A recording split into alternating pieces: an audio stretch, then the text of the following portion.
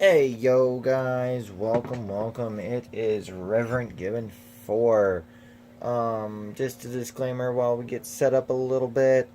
Viewer discretion is advised. So yeah, take that as you will. Um Now this video is going to have an interesting title and I know it's going to have questions. So I'm kind of preparing myself for those questions as I go along, but do tell, I'm going to try to answer most of them in this video. So, without further ado, I think I got everything. So we're gonna go ahead and turn off the light and get this show on the road. All right. So, I actually forgot to do something. Um, So with code 7, you'll no longer really be seeing anything to do with it because um, the past couple of weeks and a month, I guess you could say, at least the past couple weeks, the owner of code 7 basically resigned, and then he was trying to give it to one person. They said no due to their circumstances. Then he gave it to me. Um, After a while, certain power struggles and stuff, I basically decided that it was time to wipe the slate clean. So I shut down Code 7 and I'm going to be making a new. I've made a new community, Mountain Law RP, and it's going to be basically for both 360 and the Xbox One. We'll of course have the branch families that Code 7 had, and they the branch families are already kind of coming with us and going from there.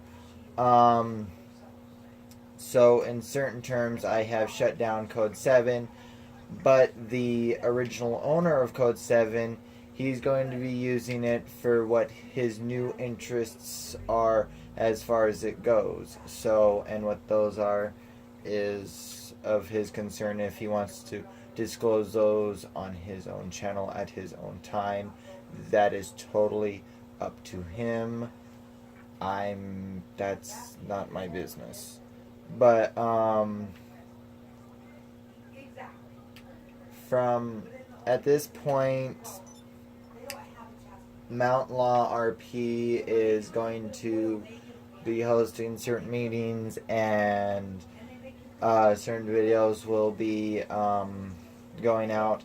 Now, the branch family that I've been doing live streams with and stuff of Code 6, like I said, that branch family was with Code 7. They have changed into um, Lakeside Law RP. So, kind of like Mountain RP, but Lakeside Law RP. Um, so that's what will be kind of the header of my videos whenever I do a live stream or a video with them. It'll be Lakeside Law RP and the destination. So, yeah. Um, I do know this from what I've seen. They do a lot of RPs in Blaine County, so yeah. Now, Mountain Law RP, I'm going to try to prefix it to where we do some in Blaine County, some in Paleto Bay, some in the city. There's really going to be no particular area that we do RPs. Some will be here, some will be there. So, yeah. Um, to be honest, I'm not sure if that green light's for me or not. Alright. If you're wondering why I'm not going on the freeways, you probably can see I'm not a highway patrol this time. I'm actually just a police officer. So if you're wondering, no, I'm not in an RP right now. It's just I find it easier to talk about RPs when I'm kind of in an RP mode, so to speak. Anyway, but when it comes to the role play community as a whole of ours, Mountain Law RP, Lakeside Law RP, and any who might join us as a brand family. Um, it's going to be kind of a joint effort. We're not going to all have the same exact things. Some will be different. We'll have different rules, different regulations, different way we do things. But we'll try to keep it as fairly similar as possible that way, because since I've been in the RP type thing, I've known of RPs having a no two clanning rule, basically meaning that you can't be in two roleplay communities. But I don't like that rule, because in my opinion it kind of hinders something. Because let's say, for instance, one roleplay community does like a really cool roleplay scenario, and someone from that roleplay community takes it to another roleplay community. That's great. That kind of keeps things new. It shares ideas. And I don't think roleplay communities should shut themselves down from other communities, because that basically is kind of shutting down creativity to a sense. And yeah, so in my eyes, in that most, if not all, roleplay communities should have kind of an open policy on that. Welcome from other communities and vice versa, hopefully. So yeah, kind of work together on that one.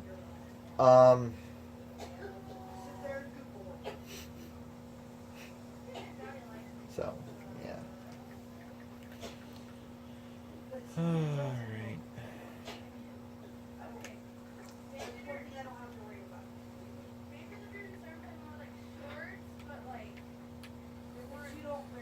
Alright, so we're just kind of still,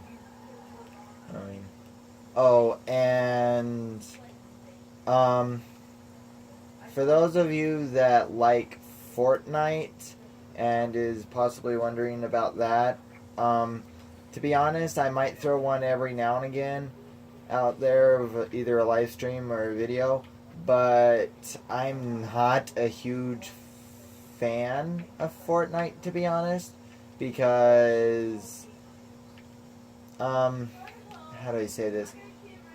I don't exactly find the gameplay very amusing, because yes, I understand it, the concepts and how to do things.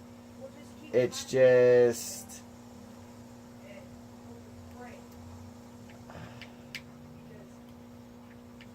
I don't usually like games that where you die and then you have to basically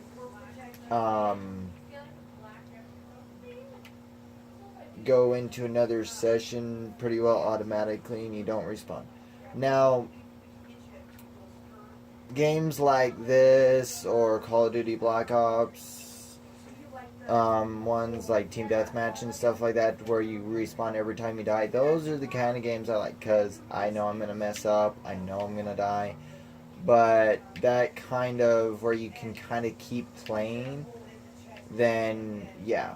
Now, and also, Fortnite is a very spendy game. I mean, if I strictly played Fortnite, I probably would be able to get some of the things that they offer. But in the long term, that is a game that you have to throw money at it to be fairly successful. Every person that I've seen, heard from, or have talked to about Fortnite, if they're somewhat successful, I always hear them throw money at the game. in some form or fashion, whether it be a few dollars or $10 or whatever, you know what I mean.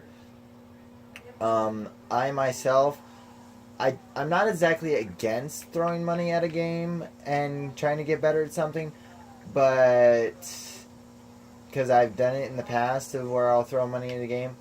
But after I did that, I realized how kind of dumb it was because I lost interest in the game, didn't play it as much, and then my money was basically wasted. And due to certain circumstances, I couldn't play it anymore anyway. So yeah, I've learned my lesson of I don't exactly like to throw money at a game just to be better or just to make a difference in my gameplay. Now, if the gameplay is kind of symbolic to where you can um, basically be as good as anybody um, else over time. I mean, yeah, automatically, like right as you start the game, of course you're not going to be very good. You're just barely starting out. You're just barely learning everything. So no one expects you to be a genius. But at least gradually over time, that you should be getting somewhat good and be getting stuff better. Like with, for instance, GTA, they start handing you things slowly but surely. With next gen, the level I'm at, I'm able to call Blind Eye, so I can get cop cars and stuff like that, and I can call Merryweather, and those are stuff that I get through time, and I don't have to spend money for the game. Um, Now to get like stuff like cars or helicopters or anything special like that, if I wanted to get them without really working for them in the game, then yes, I'd have to throw money at the game, like those shark cards and stuff like that. But they offer an alternative for people that can't throw money at a game, and it feels like with Fortnite, I haven't seen that capability. I mean, every time I get on there, um, it's like the same thing over and over again. I mean, yes, they're coming out with a new release. I think it is. I've seen commercials on YouTube about it, and once I see it, I'll definitely check it out and see what I think of it. But ultimately, it's the point of after a while, the new gameplay is gonna get boring as well. And with me not really willing to throw money at the game, I'm probably not going to move on to something new. I mean, with Call of Duty, you have goals, you have stuff that you want and you know can get. For instance, prestiging. You can prestige your weapons, you can prestige your profile, and you can make your weapons how you want by through how the game mechanics do, and you don't have to throw money at the game. And GTA, same thing. You have a goal that you can get to. You can either get these cars or these helicopters or these things to have fun with and do what you want. And there's a particular system that the game mechanics have set that you can do that without throwing money at the game. You don't have to. You can to get those things, but you do not have to if you don't want to. So, yeah. Sorry, I know it feels like I'm going over kind of the same topics over and over again. The reason why I do that is I try to find slightly different ways to word things to where in the end people kind of get what I'm saying. So just because you got it doesn't mean someone else got it. That's kind of why I do that. Um,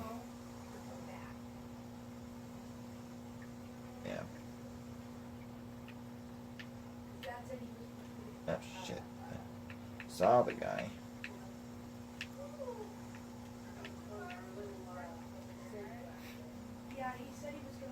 All right. Oh boy! Oh boy! Da da da da da da dun dun dun dun dun dun dun dun dun. All right, this is gonna be off topic, but who cares? For those of you that's interested in science and I, to a point, it's kind of mythology, or well, not a mythology because it's not a myth, but basically animals that are extinct or have been extinct or thought to have been extinct, stuff like that. A lot of things in my that I've seen in the past couple of years, at least in the past 5 years or more, of Megalodon, especially with the new Meg movie that came out, of it being alive. In my eyes, the ocean is big. We've actually we know more about the surface of the moon than we know about our own ocean, to be honest. Which is actually frankly sad. It really is. But so, and by how deep our ocean can be, I mean, to be honest, we might have seen the bottom of the ocean, but there is no, in my eyes, there is no scientific proof to know for certain if we have seen it. There are scientific proof that there might be something below where we have actually been, underwater, lakes and stuff like that. We don't know what's under those. So the ocean might be there. This is gonna sound crazy as hell to a lot of people, I can guarantee it. But there might be an ocean under an ocean. So basically, Megalodon might still be out there, yes, and who knows, they might come up to the surface every now and again and hunt and do what animals do. But just because we see fossils and we don't see a lot of them, and the last fossil that we've found predates an animal so many years ago, and we haven't seen none recent, we consider them extinct. So, but that kind of goes back to what I said earlier of an ocean under an ocean. If Megalodon is in these, under the things that we do not yet know how to really go past because of their depth, then who were to say that because of gosh, I still can't say that damn word. Anyway, the tremendous pressure, that's our word. The tremendous pressure of the ocean, pounds per square inch, is tremendous. So it would kind of keep the tooth or teeth kind of underneath all that pressure. I think, at least. I'm not saying this is fact. This is all my opinion. So for anyone who is kind of a science person like I am, you can call me out on whatever I'm saying and we can talk about it, but this is all my opinion. None of this is fact. It's a possibility, and yeah, that's all it is. But it has been scientifically proven that the bottom of the ocean has a lot of pounds per square inch. It is extremely heavy because of the water above. The deeper you go, basically, the harder or the tougher the pressure is. So, yeah. That's why divers aren't really allowed to go beyond a certain point, or at least not recommended to go beyond a certain point without a submarine. Because certain submarines are able to go down that deep, but not all submarines. So yeah, and there are many types of depths from the top of the ocean to the bottom. So now the Mariana Trench, if anyone here has watched the Meg, yes, that's basically what I'm saying. Those things that we have not yet gone past. Maybe there's probably a lot of scientists that want to go past it, but yeah, it takes funding to do things. So, yeah, now in the future of going past that point, and who knows, we might actually discover a real live megalodon.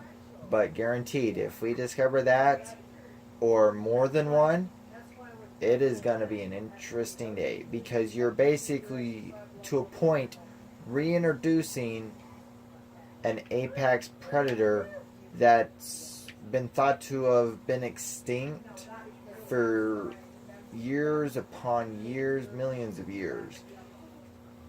And if they follow the sub back in, if they don't already come to the surface by themselves, that is, you're kind of reintroducing them back into the food chain.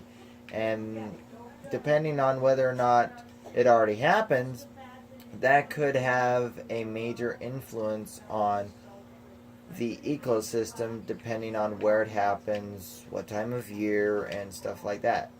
So, yeah.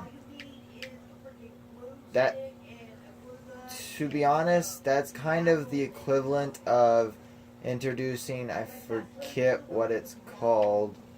For those of you that's watched Jurassic World, the first one of that, I think it's like the Emulsiosaur or something like that. I cannot pronounce it to save the life. Anyway, the big fish that kind of looks like an alligator. If something like that were to be let loose in the world today, like I can't remember his name either, but like the guy said during the oh, by the way, spoiler alert. So if you don't like spoiler alerts, kind of go ahead and yeah. Anyway, but like that doctor guy said in the Jurassic Park Fallen Kingdom, if we aren't careful, they were here before us, and if we aren't careful, they will be here after us. That will basically be what it is. If we aren't careful by what we do and how we do it, we might let something loose that was here before us, and because we wasn't careful, and because we wasn't considerate on what Mother Nature intended, they'll be here after us. Mother Nature has a definite way to balance things out when she wants it. Yes, we're hurting her by all imagines, and trust me, her forces does keep us under control to the best of their abilities. But if we aren't careful, we're going to unleash a force that we can't control. Yes, we are one of the smartest living creatures on planet Earth. But our downfall is we don't always think before we act. Sometimes greed and desire takes over. So, I mean, I'm not saying that happens with all humans, but a very fair majority of us do that. And some don't usually do it, but can accidentally do it. And it happens. But stuff like that is what can create a disaster. So, yeah. Anyway, this video is kind of coming to a close. So, yeah. Don't forget to comment, like, and subscribe if you're still here. And if you're new, definitely subscribe. And it'll give me a notification, and I'll give a shout out in my next video. And if you comment, I will give you a shout out as well. I try to give shout outs to anybody that comments. If you like, the more likes on a video, the more likely I'll try to do that, those type of videos. But at the same time, it all depends on what I enjoy. To be honest, a lot of people, about the same amount of people watch my role plays as they've watched my Fortnite videos. So, but I'm kind of justifying by likes, not exactly views. So, yeah, just kind of keep those likes coming. Eventually, I'm not exactly going to be doing a lot of live streams on YouTube. I'm going to be live streaming on Twitch kind of a lot more, because it gives a lot better detail and stuff like that. So I'm going to kind of be going to there, and then about a day or two after, I'll upload it to YouTube and go from there. Now, don't get me wrong, every once in a while I will stream on YouTube, but that ain't going to happen as much as I was. Sorry. Sorry about that, guys. Anyway, well, we're going to kind of make our way back to the police department, and this vid... Shut up. Okay, pretend like that didn't happen. Ouch. Go. Go. Called maintenance.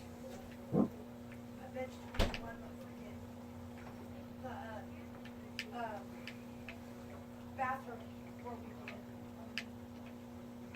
So last time we were there, they shut where you got to go, excuse me, where you got to go see where the women got buried. But, yeah. Oh, boy. Alright. I'm trying not to run code 3 back to the department, but yeah, I might come down to it.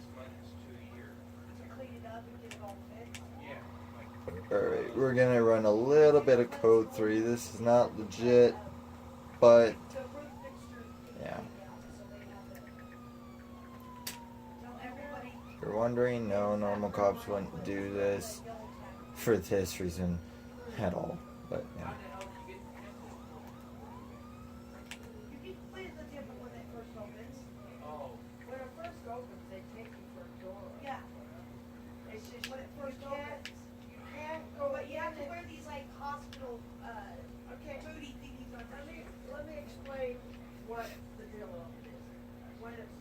Alright, guys, that'll conclude the video. Hope you guys had a great time. I know I did.